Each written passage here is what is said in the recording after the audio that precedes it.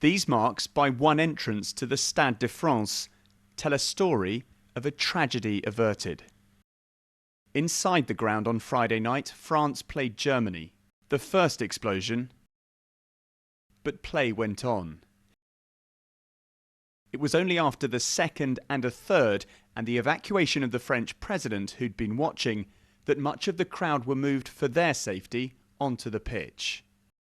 There isn't much here to tell you that 3 suicide bombers came to France's national stadium on Friday night to wreak havoc inside the stadium. They were stopped from getting in by security guards working here on the gates.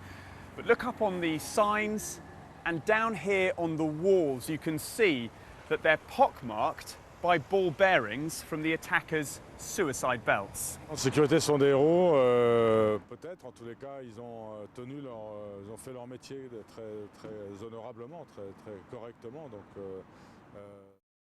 So 3 suicide bombers, but only 1 victim, a bus driver killed outside the stadium.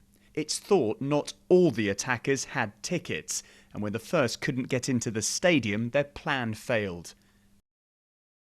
This former French police chief said things could have been much worse. But the purpose was to go inside. 10 minutes, the second the second tourist, 10 minutes later. Why 10 minutes? Because you have a panic created by the first explosion inside the stadium, with the French TV, with everything inside. Then you could have more mass destruction of people later, 10 minutes later. In fact, the third man killed only himself outside this McDonald's not far from a train station.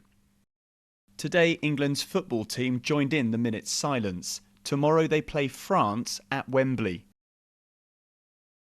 And England fans are expected to join the French and sing the Marseillaise before kick-off. The match tomorrow is going to have massive global significance. It's the first big event that's happened since the tragedy of last Friday.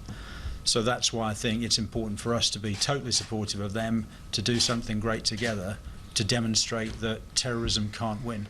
And on Friday night at the Stade de France, a terror plan failed and many lives were saved. Tom Burridge, BBC News at the Stade de France.